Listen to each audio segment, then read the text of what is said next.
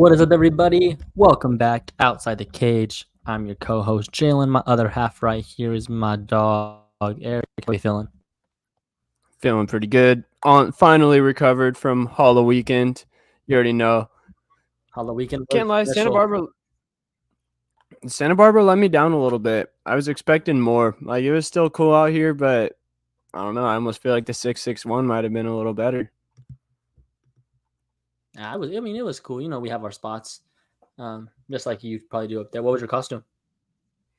I was just a cowboy. I wore this and then just like a Cowboy brown shirt Cerrone? and some jeans. Yeah, we'll Mm, say that. We'll say that. I should have got a pick up I here saw for the your for the. costume. Yeah. I should have got a solo pick. We can't post the pictures that I have from copyright or what's it called?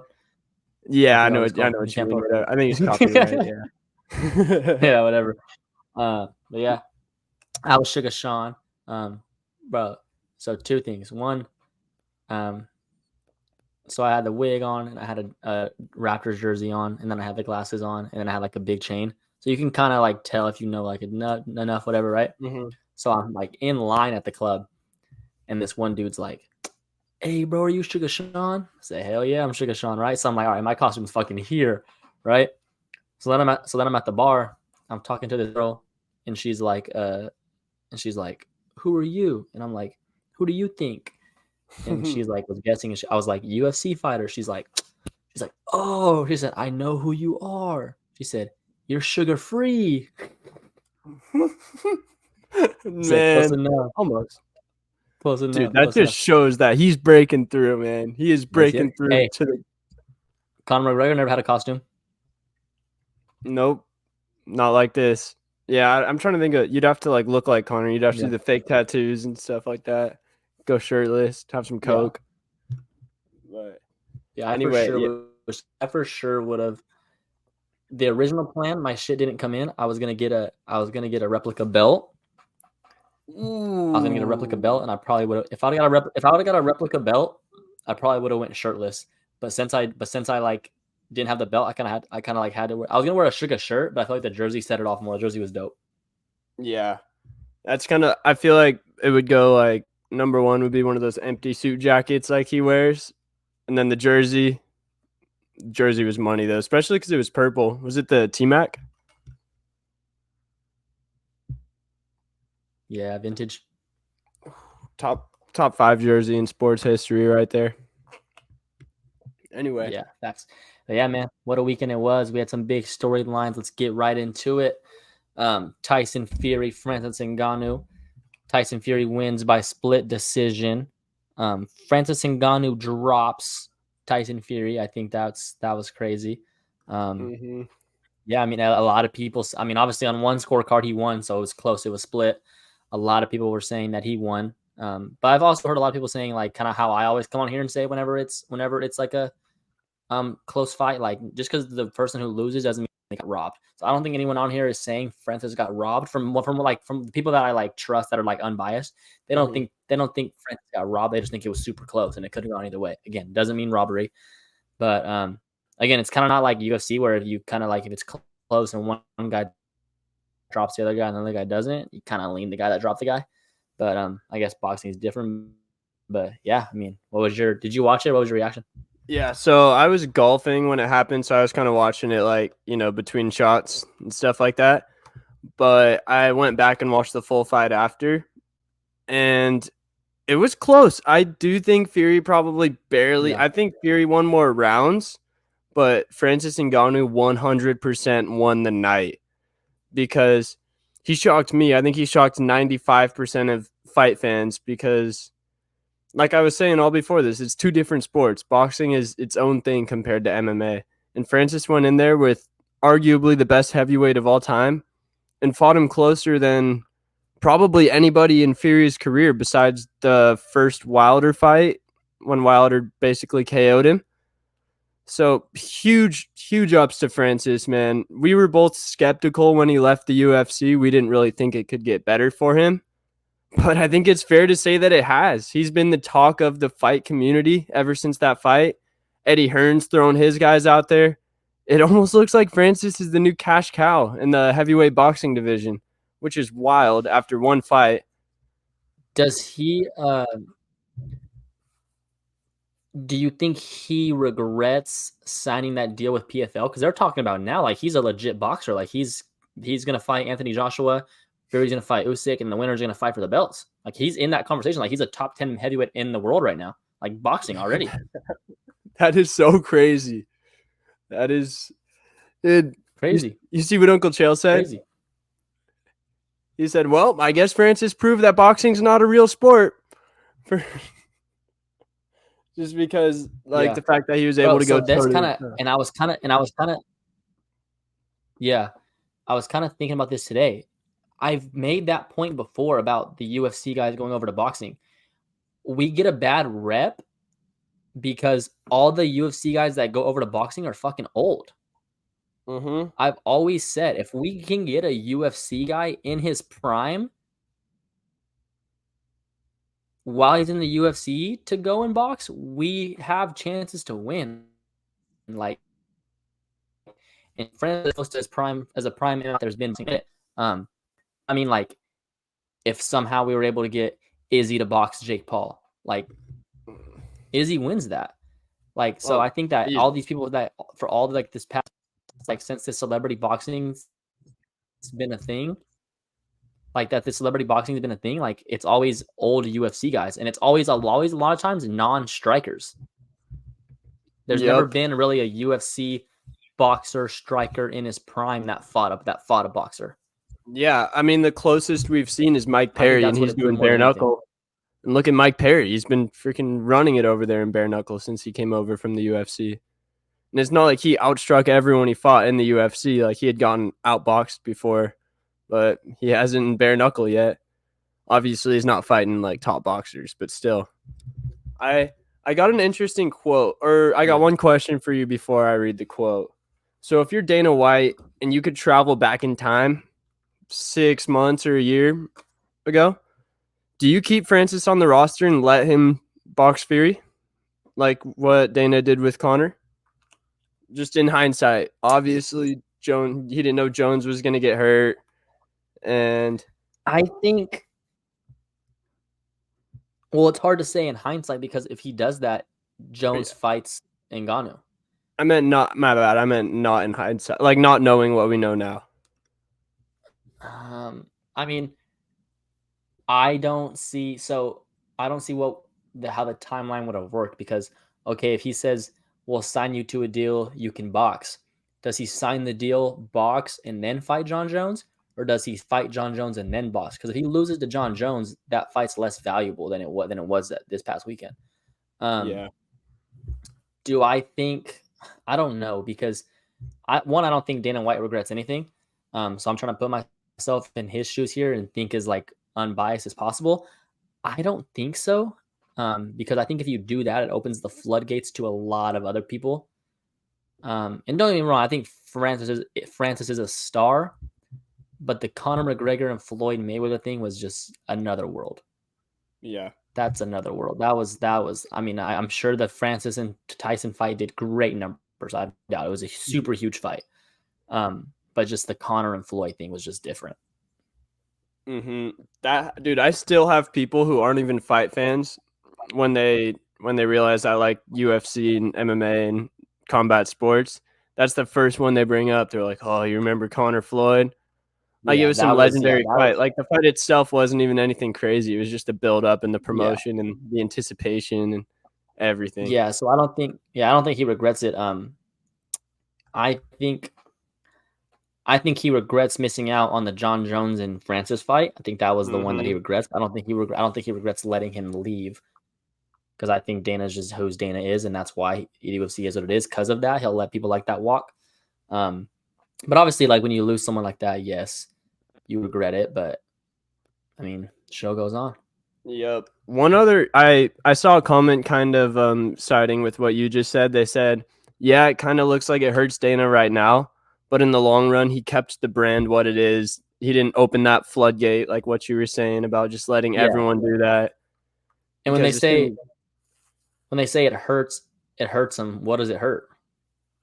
I don't know. I mean, if Francis was still in the heavyweight division right now, it would be a lot bigger of a draw, whether he lost to Jon and it was a rematch, or he beat Jon and he was fighting Sergey or Aspinall Yeah. or Stipe 3. Yeah. Yeah. I mean, I I just just think, think, anytime you lose, I mean, let's look at any division. Obviously, the heavyweight division is different. But anytime you lose your champion or a star, it hurts. So I don't mean, yeah.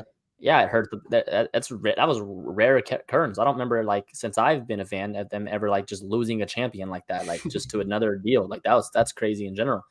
Um, but yeah, shouts to Francis, man. I've been on here personally hard about Francis, saying I didn't agree with what he was doing, but he proved us all wrong. Not only did he prove us wrong from a money standpoint, financial standpoint, he proved us wrong as like he can really box and he really, Mhm.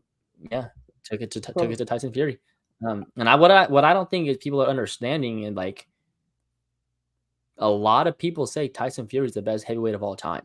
He didn't come in and I fight think Jake so. Paul. He didn't come in and Yeah. fight these other dudes. Like he fought a legit heavyweight, undoubtedly top 3 heavyweight of all time. Yeah. Like it's like if I don't know, if some UFC fighter left and fought Canelo or something like that. It's literally the same thing. It's I think this Yeah. makes I think this makes Cyril's striking look even more unbeatable too. Because I just keep thinking about how silly Cyril had Francis looking on the feet. I know different sports and everything, but we still have not seen anyone just do that to Francis on the feet. Even Tyson Fury with his own rule set. Yeah. And I so So, kind of we already kind of touched on it, but Dan Hardy, he had a good quote about why Dana probably also doesn't like to have UFC athletes go into other promotions. He said if you look at someone like Suga or mhm. Jon Jones, Dana doesn't want to take that risk. You remember when he took Chuck Liddell over to Pride and Rampage beat him up? That kind of burned him, and I feel he's been very, very reluctant to risk breaking his toys in other people's promotions. That's a true thing because if your guy loses, then he just loses a lot of hype and it takes money out of the UFC's pay-per-view buys. Yeah. It kind of have to be like, I guess the Tyson and Francis fight would have made a lot of sense. Because the reason why the Conor and Floyd fight made sense, and it didn't take away from Conor's stardom, was because Floyd was the greatest boxer of all time. So no one expected Mhm. Conor to really win. Yeah. So I think this situation would have been the best situation for Dana White to have Francis fight Tyson, and then it's close, and Dana can say he dropped him, and we're the Mhm. UFC, and then he goes back and fights Jon Jones again or Sergey, however it would have played out. Um, but yeah, I think it's a risk. Like when people are wanting to fight like Jake Paul, that's a risk. That's too much of a risk that I wouldn't take for what? What does that do for us? Yeah, But yeah, I it's mean, like I you're think that expected to win, and if you lose, it's the end of the world. yeah. So I think like this fight, yes, would have been a great situation for Dana. That would have been a win-win. But it's hard. You just never know. Like you really never know. I generally think he had a lot of faith in Conor. Conor was the bigger guy. Conor had a boxing background. Um, Conor did well. Um, but yeah, I don't think he thought Tyson or Francis had a chance against Tyson. So that's the difference. There's a lot of other reasons too. But so looking back at it now, does Jon Jones beat Francis? Bro, I don't know, man, because Francis is I bet he's a tough guy to take down. We saw Stipe do it in their first fight, but that was before Francis had been grinding at Extreme Couture. We also got to shout out Eric Nixick. He has been on a roll this year. With Flowers. He's looking like the coach of the year at the moment. Um so yes, Francis has been grinding in that gym, which is one of the best places to learn wrestling in the whole country, like in terms of MMA gyms. And he's bigger than Jon. He's a freak of nature. And it's not like Jon would just be able to kind of lunge in there like he did against Cyril. I guess he could duck a punch and take him down, but I don't know. Dude, we just didn't get to see much of Jon at all. He just made it look so Yeah. easy against Cyril. It's tough to really gauge him still. Yeah. I, So I kind of side speaking of with not Francis, seeing, though. I'll give an answer. I'm a side with yeah, Francis. What about you? all right, I'll rock with Jon. Speaking of though, not seeing enough of Jon Jones, we get the breaking news on Tuesday, my birthday, Tuesday night. right? Torn pectoral. Out for 8 months. The fight with Stipe is off. I heard a rumor. I don't want to say a rumor. I saw it. I don't know if it's true. Did they release Stipe? I don't think so. I'll check my sources right now. But wow, Well, that would be either way. I heard that they didn't even offer Stipe the Sergey or the Aspinall fight. They just said that this is the fight. I know it was a busy weekend, and I know that Tyson and Francis kind of stole the show. But this news of Jon Jones being out 8 months is not getting, I don't think it's getting talked about enough. This is huge. I just don't think we ever see him again. Jeez, I don't think. I mean, he was going to retire after this.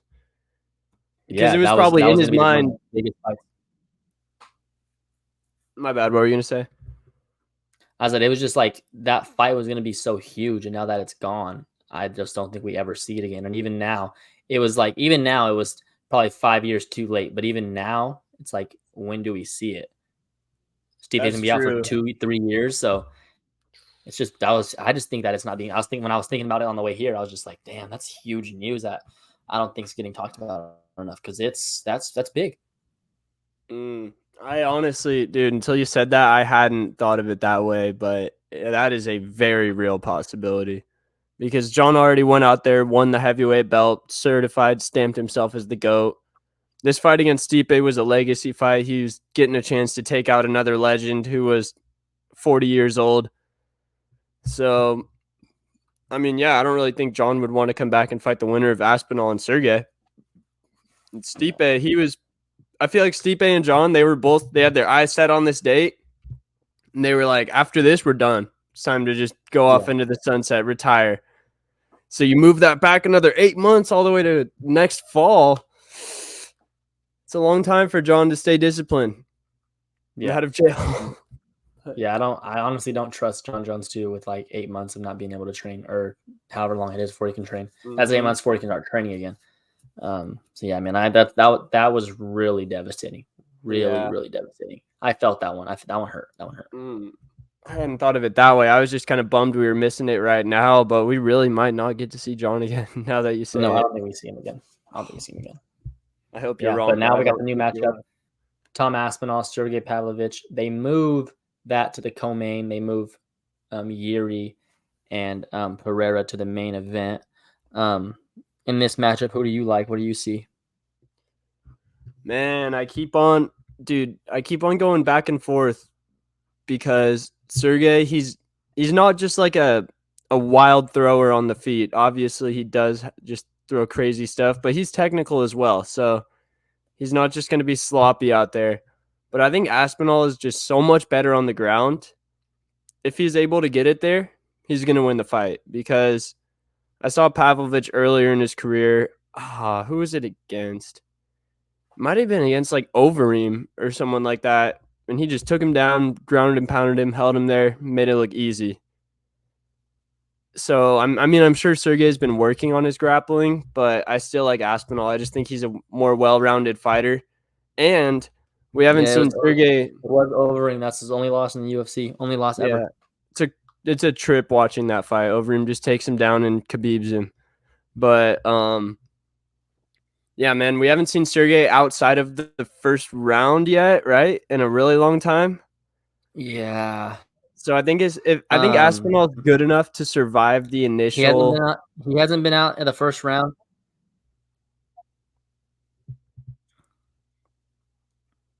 You liked out there since when? All fights ended in the first. His last fight that didn't end in the first round.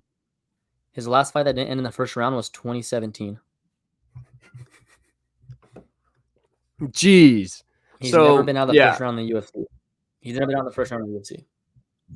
I think a good bet here would be Sergey first round TKO, and then also do Aspinall in rounds 2, 3, 4, or 5 if they have one of those. I haven't really dove into this fight much. I'm just kind of looking at like how I would look at it, how I would start breaking it down. I'm going to tell you some names here.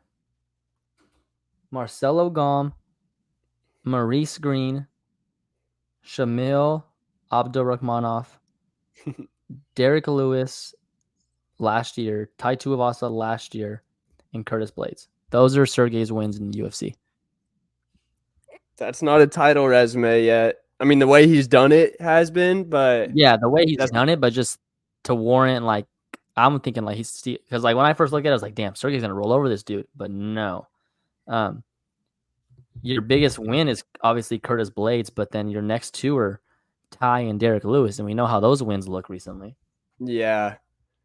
Yeah, Curtis is really the only true test on there, I feel like, at the top level in that division. Yeah. So, I So, mean, yeah, I mean it's a close fight. one thing I am excited though about this fight is I feel like it kind of brings the future to us now. Obviously, we'd rather see Jon and Stipe, but this was probably going to be the title fight after that fight either way.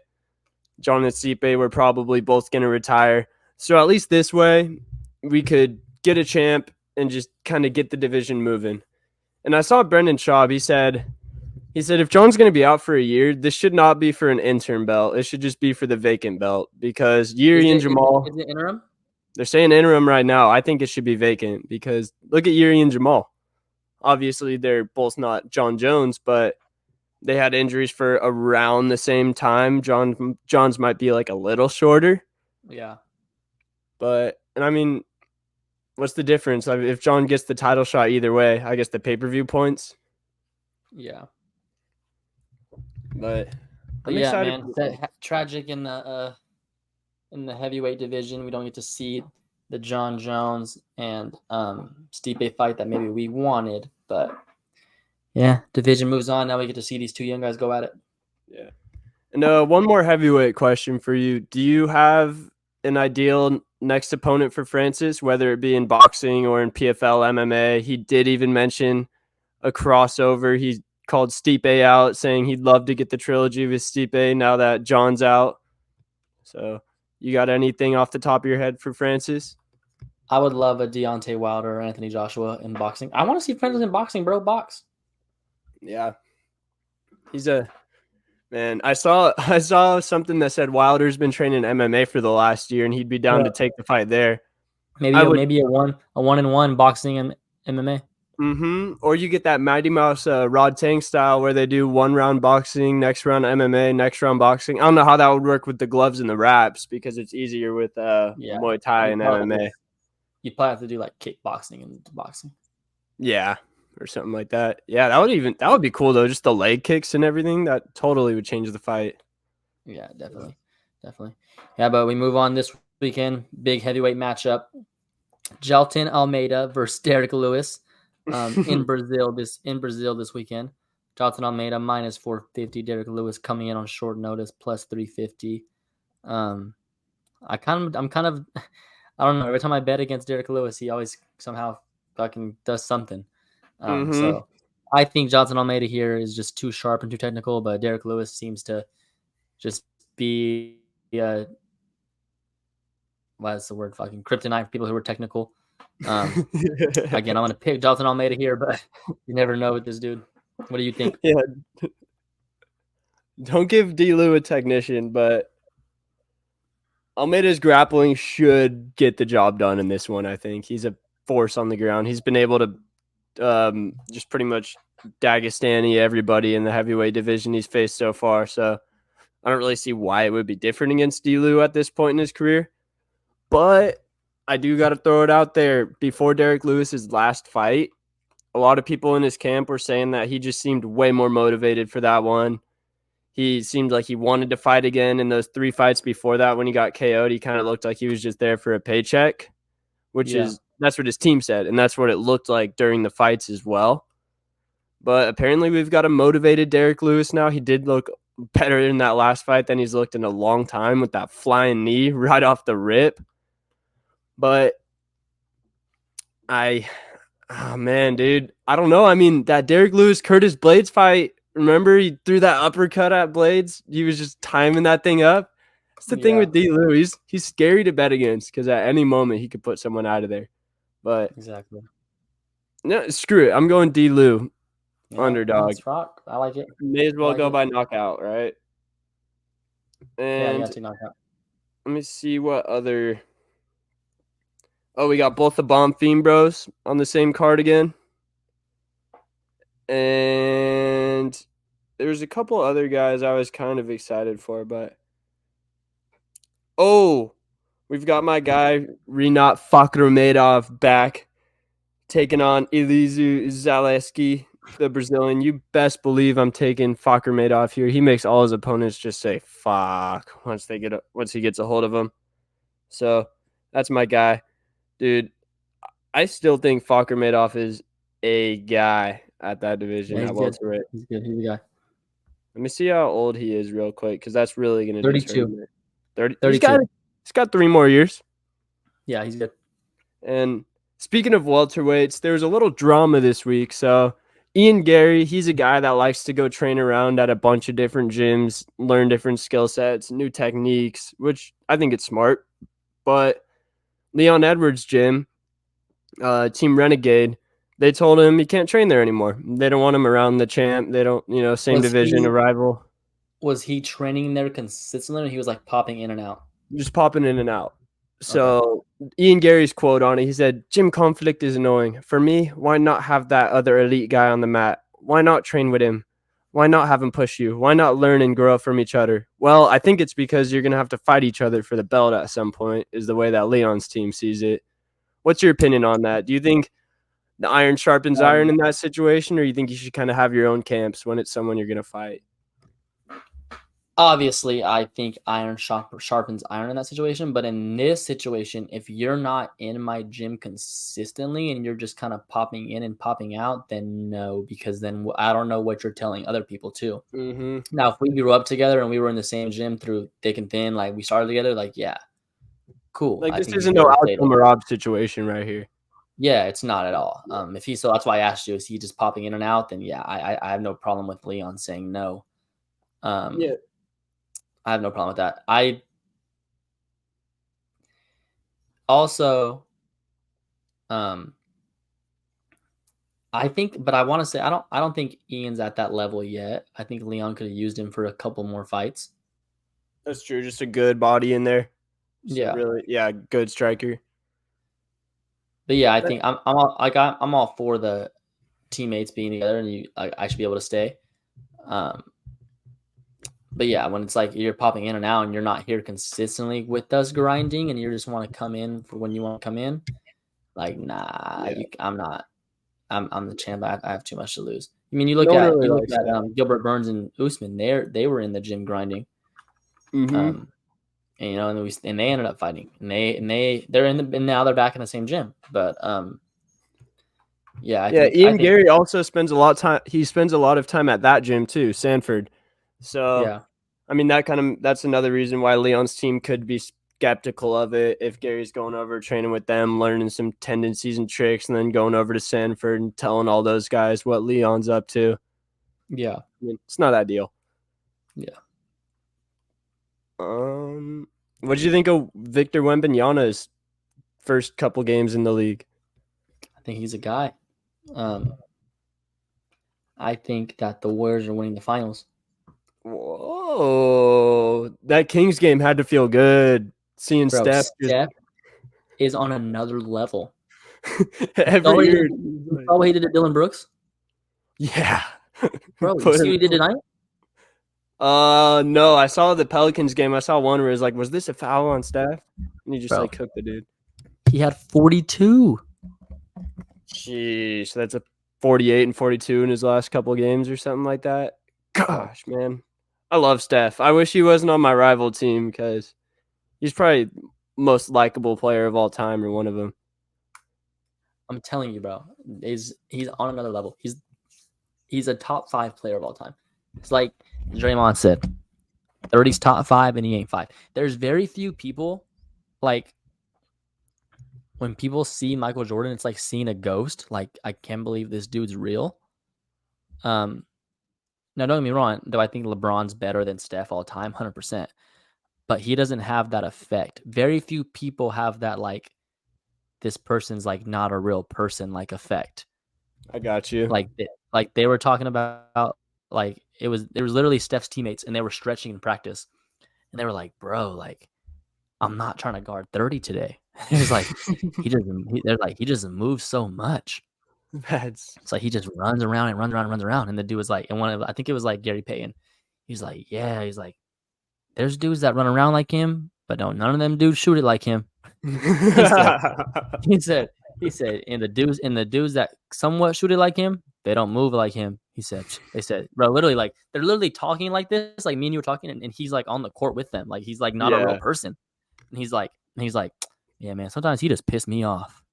And for dudes in the NBA to be saying that, bro, I'm telling you, like I wish people would like people that like don't recognize it or like don't appreciate it really like piss me off because it's just so it's literally greatness, bro. It's insane. So he's at 4 right now or 5? He has 4 rings. Is that the same as Braun? He has 2 with KD. He has 1 before KD and 1 after KD. It's a lot of rings, bro. That's hard. Over almost a 10-year span too. When did they win the first one? That's why like I get Draymond's declined and people talk shit about Draymond, but like I get where Draymond's coming from. Like motherfucker, I got 4 rings. Like dude, I'm that guy. Part of the greatest team of all time, or one of them. Yeah, like and I was a key like contributor on that. Like I'm a leader on this team. Like I'm the best defensive player on the team. Like I'm a guy. Don't talk to me. Same with Clay. Like right now, Clay's obviously not as good, but man, he lost y'all that first game against the Suns. Yeah, he's not very good. He's not very good. Hopefully he gets better this year. But if his jumper starts falling, that's all it takes. Just like that again, he's a weapon. Yeah. But yeah, it's gonna be a good NBA season. I'm excited for college basketball too. You got any early bird teams to watch out for that might not be on other people's radar? I don't want to say no one's radar because they're the number 1 team in the country, but Kansas can be a team that really goes like the old Kentucky teams and goes like 30-0. Like they're good. Yeah, they could very well do that. They got another white guy. They had Christian Brown and Grady Dick the last 2 years. They got Hunter Dickinson transferred from Michigan. No, he transferred there? Yeah. How is he not graduated yet? I thought he was like 30. Grad transfer. Jeez. I guess the COVID saved everyone, paused everyone's clocks for 3 years. Yep. All right, then. I think that's all I got. Oh, did you see the McGregor video? Where he's in the interview and he's like, you know what Volkanovski was talking about missing training and being hard on the brain? I go through that too. I've been out of work for... They've kept this from me. Man, I missed that fool. I hope he comes back in the spring, UFC 300. Yeah, bro, would that be during March Madness? Imagine. Yeah, I know. If it is, we can't not go to Vegas. Even if we don't go to anything, bro, just March Madness, UFC 300. Come on. Yeah. All right, then. We'll get some picks out later this week. And yes, sir. I'll lock in. I will talk to you later.